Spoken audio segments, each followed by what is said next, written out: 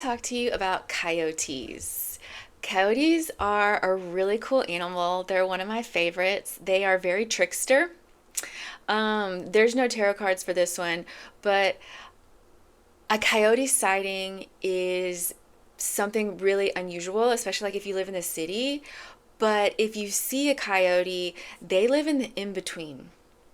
They represent the unknown.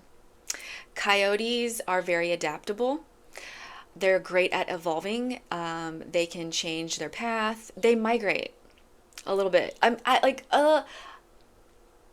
don't want to get too specific about the migration thing, literally, but that can have a literal meaning. But they're very cunning. They're very smart. So I had to take some notes on this. Um, if you see a coyote, they are usually in pairs or big groups. So coyotes mate for life. They couple up and they hunt together. They feast together. They're a working unit and they're very collaborative. They share roles and responsibilities and they succeed as a group. So big community vibes, stable foundation.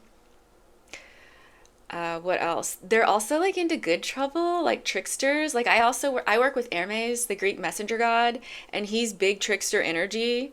Um, that's giving coyote. Like as soon as I started looking into this, I was like, the coyotes feel like Hermes. And that's my mentor, my messenger. He sends me all the birds, and those are his ravens that follow me around everywhere, and vultures. So I've also always had coyotes follow me around my whole life. I did grow up like in the country, like in East Texas, and I spent a lot of time in Timpson on my parents' farm. Coyotes everywhere. And the thing about them is one coyote can sound like 10. The way they like yap and howl, like coyotes make so much ratchet noise. Like they're so noisy, they're so loud. Their voices are bigger than them and their message travels really far. And coyotes are just like on the edge of like the forest and the people side of the forest. You know what I mean? Like there's the animal side of the forest and then there's the people side, like suburbs, neighborhoods, things like that. I don't see a lot of coyotes hanging out where the people are. So for me to hear them is one thing. I like out in the country, I could hear them all the time at the house I grew up in. And later I had these two dogs, Susie and Chloe, and part of this video is just like an open love letter to my dogs, Susie and Chloe. I had Susie in college when I was like 21, and then I had Chloe when I was 31, when I was married for like a hot minute. Dark times.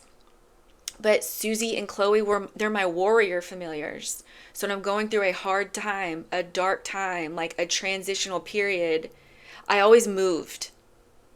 And that's how I lost Susie and Chloe. Like in college, I lost Susie because I graduated college and found a job before I found a place to live. And so Susie went to live with my parents temporarily.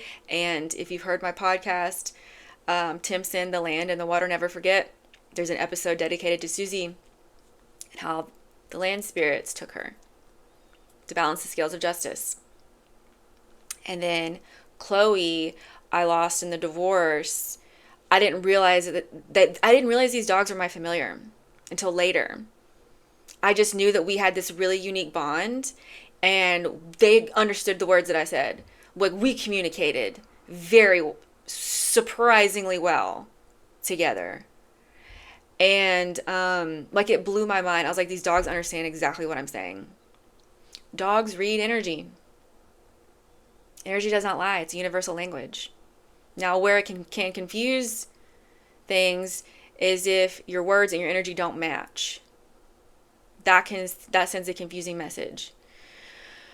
But my dogs are like, you're pretty in alignment. we understand. But again, coyotes want you to be authentic.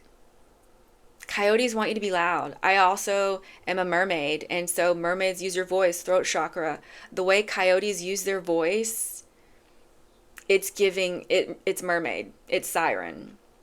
It's Hermes, the Greek messenger god. Like, I see all the synchronicities in my life with the birds and the animals that I work with, the spirits, the deities that I work with.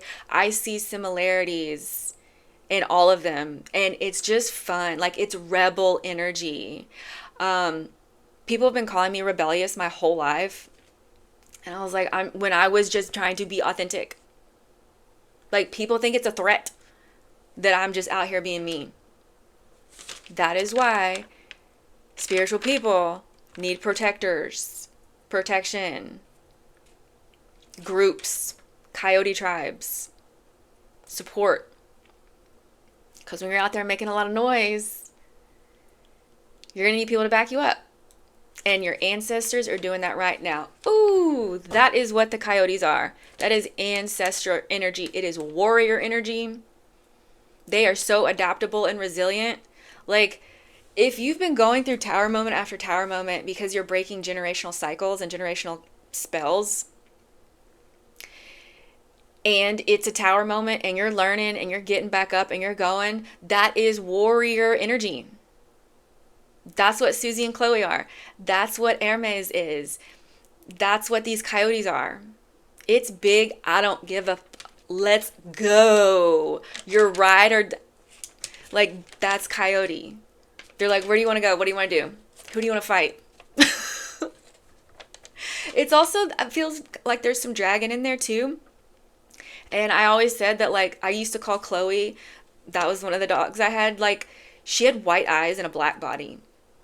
Like, I would call her my hellhound, and I would call her my dragon.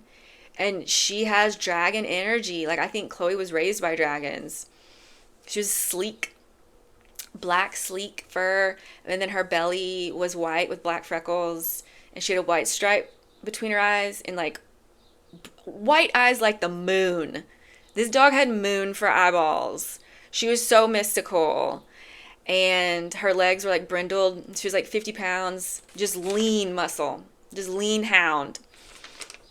These big Disney character eyes and this oh my God, just so beautiful. Oh, I miss her so much. She was so beautiful and mysterious and spooky. Like, that was a spooky dog. And she understood everything I said. And I had her when I was living with my ex-husband. And when he and I would argue, Chloe was getting in between us, sitting on me, putting her paws on me, and growling at him. Chloe was just like, not in my house.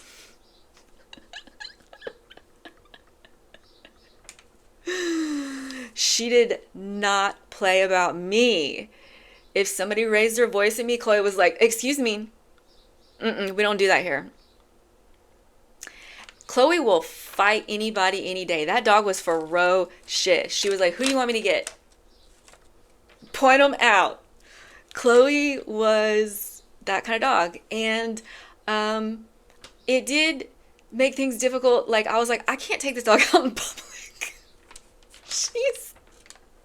She's got too much fight in her. Like, I cannot take this. I can't take this. Warrior is in battle. Like, I cannot take a battling dragon to a dog park. It's not safe.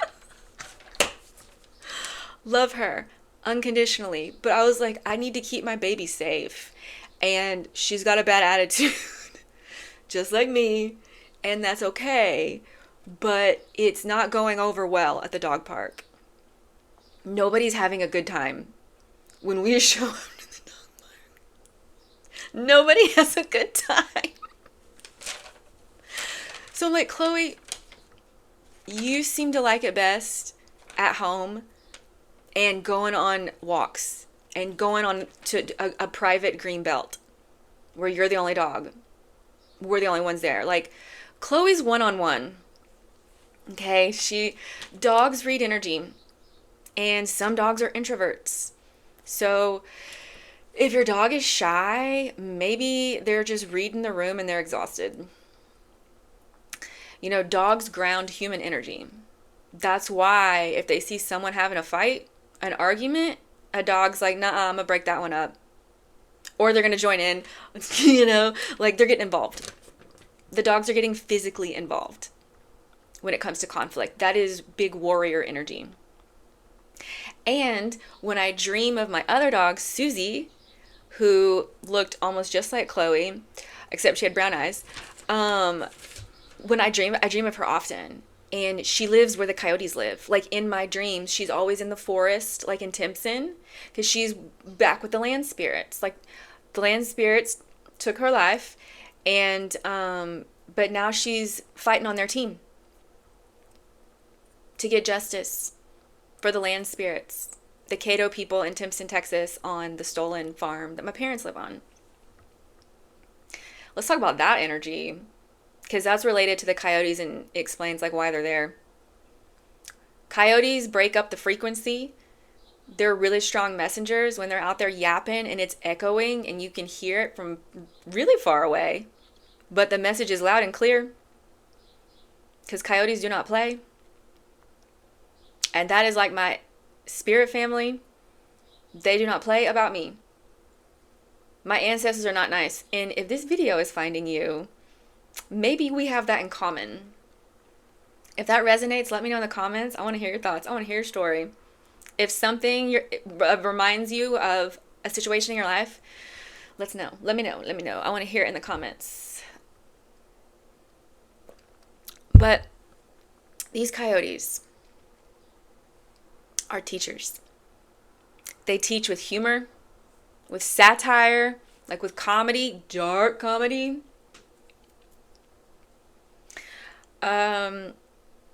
If this video is finding you, like I said, your ancestors might not be nice, but like they're going to be cool to people who are cool to you.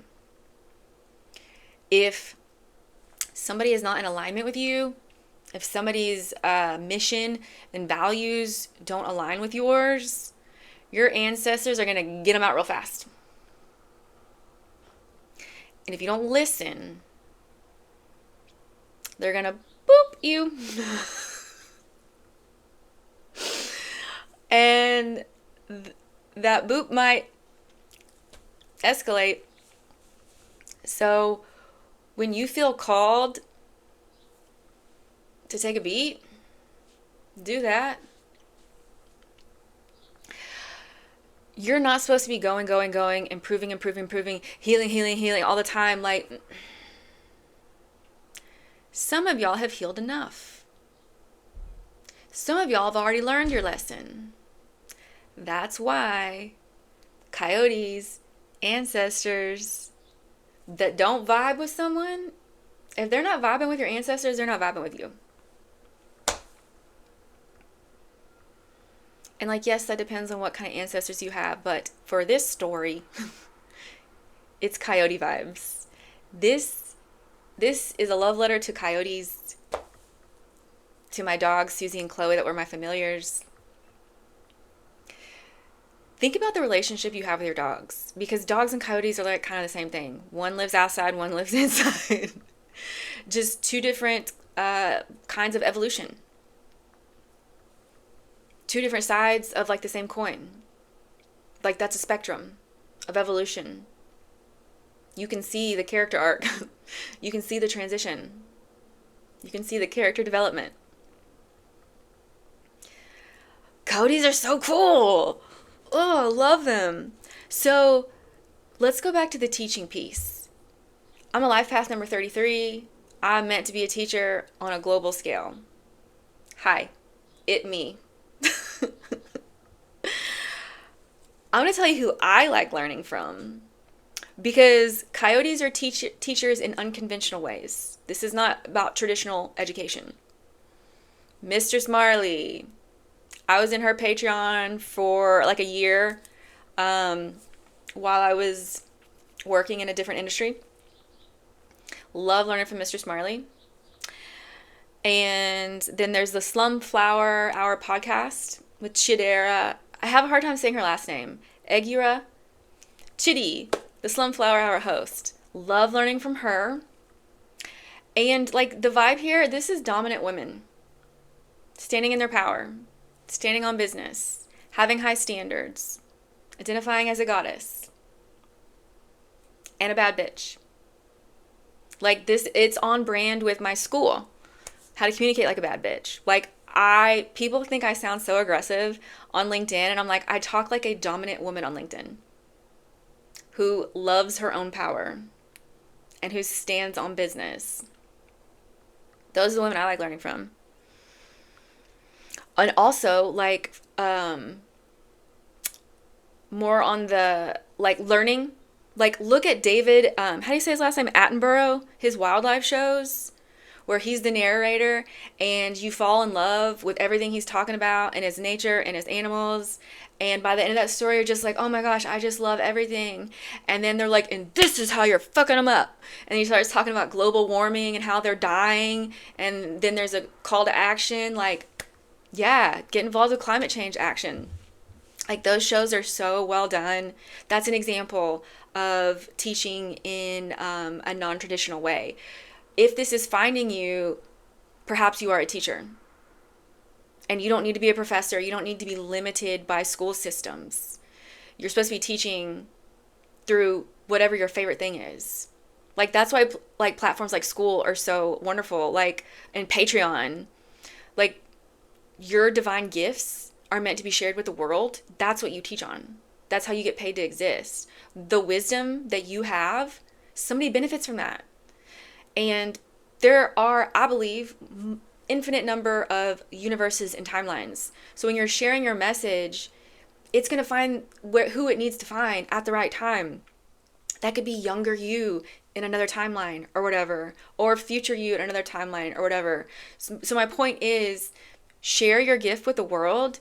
People are going to learn from you, and you can do it in whatever format you want. Like, there's so many platforms for that, and there's so many AI tools out there that can help you package it. So Coyotes are building a new world too. I don't really know what everybody is talking about when they're like, the world is splitting in two. I hear astrologers say that. I don't know what that means. If you know what that means, please let me know. But I also just think of like, okay, well, building a new world. Everyone is getting paid to exist, to be an entrepreneur, because nobody can get a job because of layoffs. So everybody's becoming an entrepreneur, and now we have all these AI tools. So everyone has fairly affordable tools to start building something.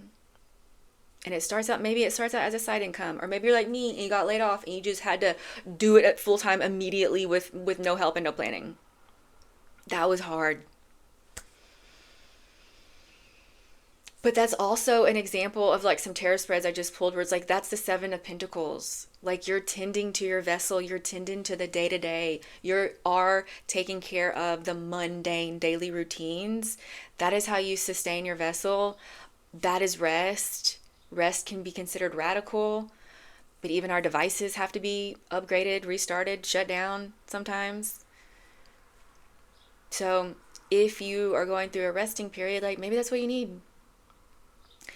I consider rest productive because it's part of the cycle of doing things. And it's like we live in a society that wants to punish people for resting by calling them lazy. Not in my house. I can't stand it when somebody calls somebody lazy. I'm just like, you don't know their life. Or maybe you do, but I don't know. It's like I can observe and analyze without judging, and not everybody can do that, and I can tell. Because people will assume that I'm judging them, and I'm like, no, you're just incredibly insecure about that thing, and you're projecting your insecurities onto me. I see you. That also feels very Coyote. Like, they're so insightful and cunning. They're so strategic. Well, I feel like this was a long time to be talking about Coyotes. I think they're cool. If you see them, chances are that's an ancestor, a familiar, or a spirit guide. And they're letting you know that you are going through a transition. You are resilient. You are adapting. You are building your new life. And also, like, the manifestations are in the earth. Coyotes are all earth. So when I think of like manifestations landing, to me, that's very earthy. So that's great. I hope this is helpful to somebody.